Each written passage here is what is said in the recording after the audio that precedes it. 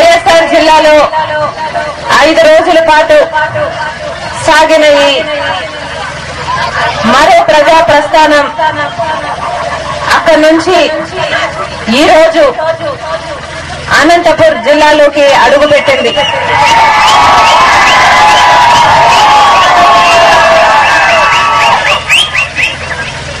ఈ రాజన్న కూతురిగా, ఈ జగనన్న చెల్లెలుగా, రాజన్న పాదంగా, జగనన్న వదిలిన బాణాన్నిగా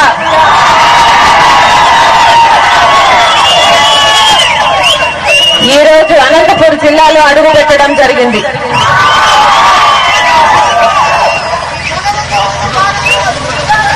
మేము దారిలో వస్తుండగా ఒక టొమాటో పొలాన్ని చూడడం జరిగింది.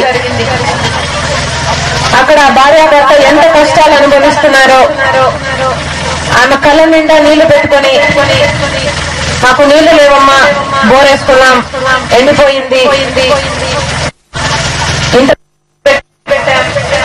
దాదాపు 1 లక్ష అయ్యింది, అంతకు ముందు 2 లక్షలు అప్పు,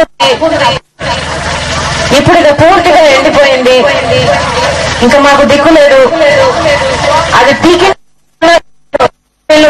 పెట్టుకోవాలి, అది పీకించుకోలేకపోయాం అని వాళ్ళు చెప్తుంటే నిజంగా చాలా చాలా బాధ అనిపించింది. వాళ్ళ పొలం 100 ఉంది డ్యాముకి, అయినా వాళ్ళ అసలు అనంతపురం జిల్లాలో కష్టాలు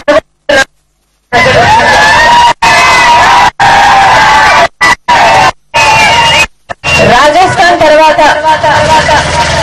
అతి తక్కువ వర్షం పడేది మన అనంతపురం జిల్లాలోనే.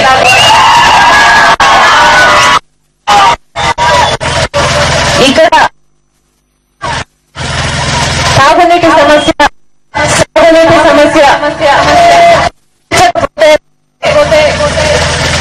అసలు మానవుడు మనిషి అనేవాడు బ్రతకడం సాధ్యమే కాదని నమ్మాడు రాజశేఖర రెడ్డి గారు. అందుకని ఆయన జలయజ్ఞం మొదలుపెట్టినప్పుడు అనంతపురం జిల్లాకు ప్రత్యేకమైన దృష్టి సాధించారు.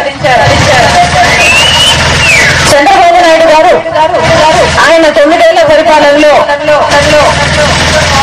కేవలం 10,000 రూపాయలు కూడా సాగునీటి కోసం ఖర్చు పెట్టలేకపోయాడు.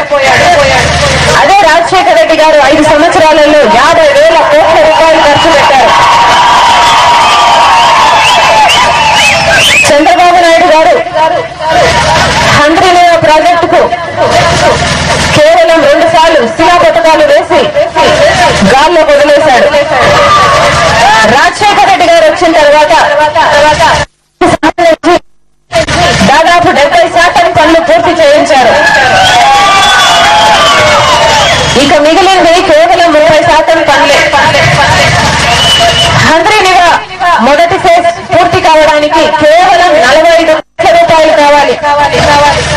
అయినా ఈ ప్రభుత్వం ఆ పని కూడా చేయటం లేదంటే 3 సంవత్సరాల నుంచి అసలు వీళ్ళకు రైట్ అంటే ఎంత నిర్లక్ష్యంగా అర్థమవుతోంది. నిలదీయాల్సిన తెలుగుదేశం వాళ్ళతో పాటు పోటీపడి నిద్రపోతుంది.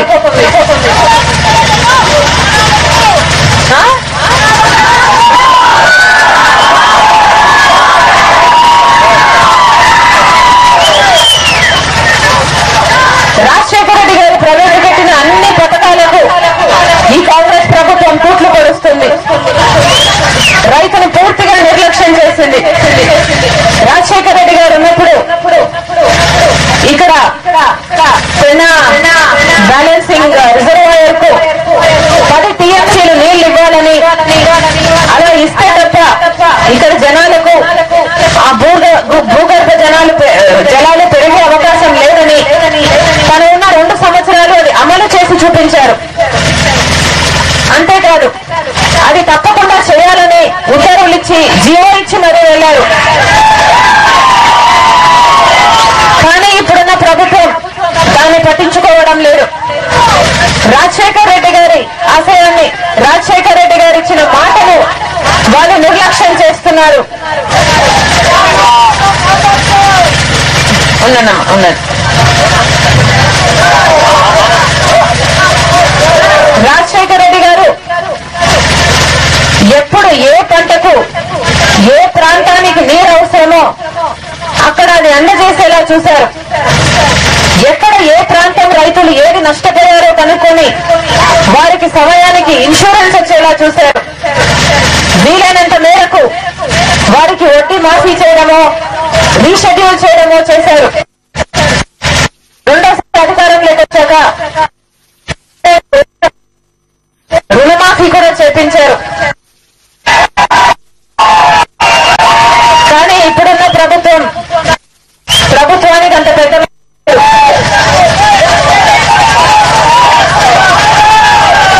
రాజశేఖర రెడ్డి గారు ప్రవేశపెట్టిన ఆరోగ్యశ్రీ అయితేనేమి, రాజశేఖర రెడ్డి గారు ప్రవేశపెట్టిన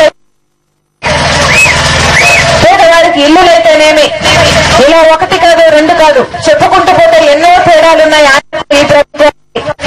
రాజశేఖర రెడ్డి గారు అధికారంలో దేశమంతా 40 లక్షల ఇళ్లు కట్టిస్తే కేవలం ఒక ఆంధ్రప్రదేశ్ లోనే రాజశేఖర రెడ్డి గారు 40 లక్షల ఇళ్లు కట్టించారు. అసలు మన రాష్ట్రం గుడిసె లేని రాష్ట్రంగా ఉండాలని కలలు కన్నారు. 1 కోటి ఎకరాలకు నీళ్లు ఇవ్వాలని కలలు కన్నారు. మన పిల్లలంతా పెద్ద చదువులు చదువుకోవాలనుకున్నారు. పేద పిల్లలు కూడా డాక్టర్లు, ఇంజనీర్లు, కలెక్టర్లు లేక మరి పెద్ద చదువులు చదివి పెద్ద ఉద్యోగాలు చేయకపోతే వారి జీవితాలు, వారి కుటుంబాలు బాగుపడవని పూర్తిగా విశ్వసించి వారికి కావాల్సిన ప్రతి ఏర్పాటు చేశారు. పెద్ద మనుషులతో పాటు, రాజకీయ నాయకులతో పాటు పేదవాడు కూడా కార్పొరేట్ హాస్పిటల్లో వైద్యం పొందడానికి ఆరోగ్యశ్రీని ప్రవేశపెట్టారు. గర్వంగా పోయి ఆరోగ్యశ్రీకి నాకు కూడా ఆపరేషన్ చేయండి అని అడిగేంత ధైర్యం ఉంది ఏ పేదవాడికైనా కార్పొరేట్ హాస్పిటల్లో. కానీ ఇప్పుడున్న ప్రభుత్వం అది కొట్టివేసింది. ఇప్పుడు మళ్ళీ పేదవాడు మళ్ళీ గవర్నమెంట్ ఆసుపత్రికే పోవాలి. ఏ రాజకీయ నాయకుడు గవర్నమెంట్ ఆసుపత్రికి పోరు. వీళ్ళే కార్పొరేట్ హాస్పిటల్ కు లేక ఇంకా వీరైతే విదేశాలకు వెళ్తారు. ఎందుకు? వారు గవర్నమెంట్ హాస్పిటల్కి ఎందుకు వెళ్ళాలి?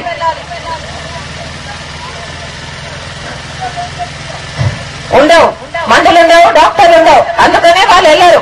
కానీ మీరు మటుకు వెళ్ళాలట.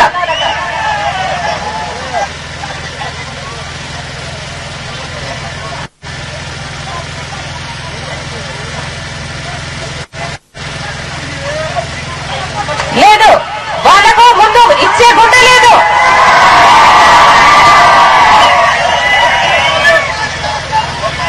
ఇచ్చే గుండె లేదు. పెరుగు మటుగా పెద్ద మనసులు చాలా చిన్నవి.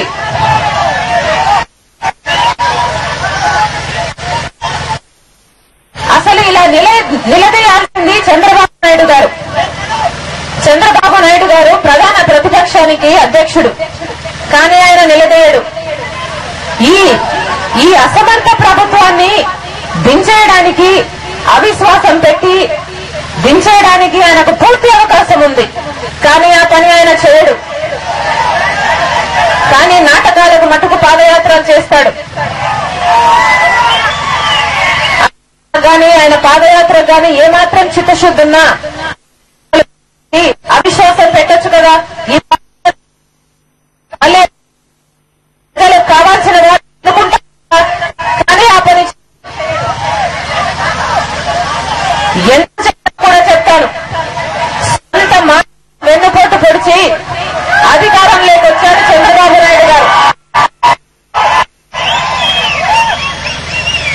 ఎన్టీ రామారావు గారు కష్టపడితే అధికారంలోకి వచ్చింది తెలుగుదేశం పార్టీ. అధికారంలోకి రావడానికి 2 ప్రధానమైన వాగ్దానాలు రామారావు గారు. 1 2 రూపాయలకు బియ్యం, 2 పూర్తి మద్యపాన నిషేధం.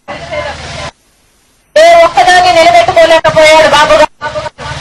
ఆయన గారికి మాట నిలబడే అలవాటు లేదు, మాట మీద నిలబడే అలవాటు అప్పుడు లేదు, ఇప్పుడు లేదు. చంద్రబాబు నాయుడు గారు ఒక బుక్ రాసుకున్నారు. ఆయనే రాసుకున్నారు. నేను రాయలేదు ఆయన మీద. మనస్సులో మాట అని ఆయనంతకు ఆయనే ఆయన మనసులోని మాట. దాంట్లో 3 విషయాలు మటుకే చెప్తాను. వ్యవసాయం దండదన్నాడు.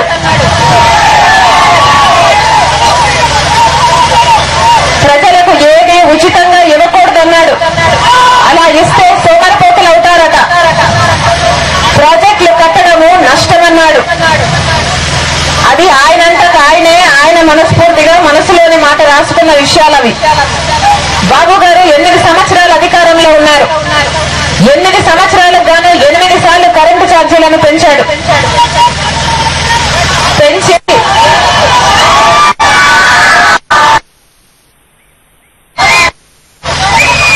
పెంచితే రాజశేఖర రెడ్డి గారు అప్పుడు నిరాహార దీక్ష చేశారు.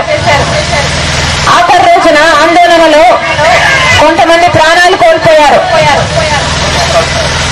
పోలీస్ కాల్పుల్లో ప్రాణాలు కోల్పోయారు. బాబు గారు పరామర్శించడానికి వెళ్లారు. ఎవరిని అనుకున్నారు? చనిపోయిన వాళ్ళను కాదు, కాల్చిన పోలీసు వాళ్ళను పరామర్శించారు. అంత గొప్ప మనసుంది బాబు గారికి. కరెంటు ఛార్జీలు పెంచి రైతన్న నేను కట్టలేని మహాప్రభు అని మొత్తుకున్నా వినలేదు. ఒత్తిడి చేశారు, కేసులు పెట్టారు, జైల్లో పెట్టారు. వాళ్ళని బిల్లులు కట్టలేదని వాళ్ళ ఇంట్లో సామాన్లను కూడా ఎత్తుకుపోయారు. అవమానం తట్టుకోలేక, బకాయిలు కట్టలేక 4,000 మంది రైతులు ఆత్మహత్యలు చేసుకున్నారు ఆ రోజు. ఇది ప్రపంచంలో ఎక్కడా జరగలేదు. ఒక్క మన రాష్ట్రంలో బాబు గారి హయాంలో మటుకే జరిగింది. 4,000 మంది రైతులు ఆత్మహత్య చేసుకున్నారు. ఇప్పుడు మళ్ళీ అదే పరిస్థితి కనిపిస్తుంది. ఈ కిరణ్ కుమార్ రెడ్డి గారు ఏమాత్రం తీసుకోలేదు. బాబు గారిని సలహాదారుడిగా పెట్టుకున్నట్టున్నారు.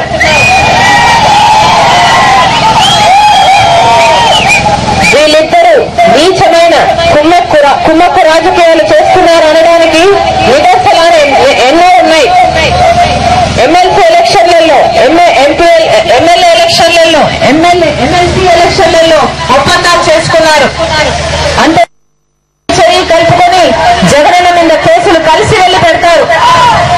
సిబిఐని వాడుకొని జగనన్నను అన్యాయంగా ఏ ఆధారాలు లేనప్పటికీ విచారణ అనే పేరుతో తీసుకువెళ్లి ఈ రోజు వరకు బయటకు రాకుండా చేశారు.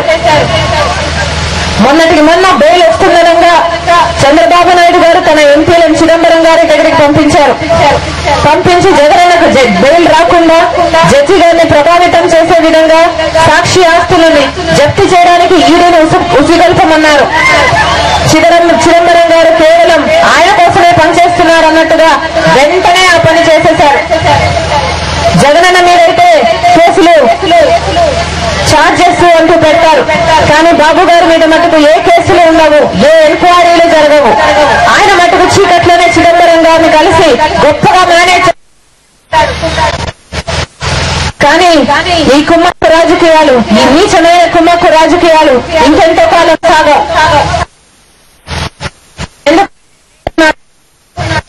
దేవుడు ఉన్నాడు అని ఎంత నిజమో, మంచి వాళ్ళ పక్షాన ఆయన నిలబడుతూ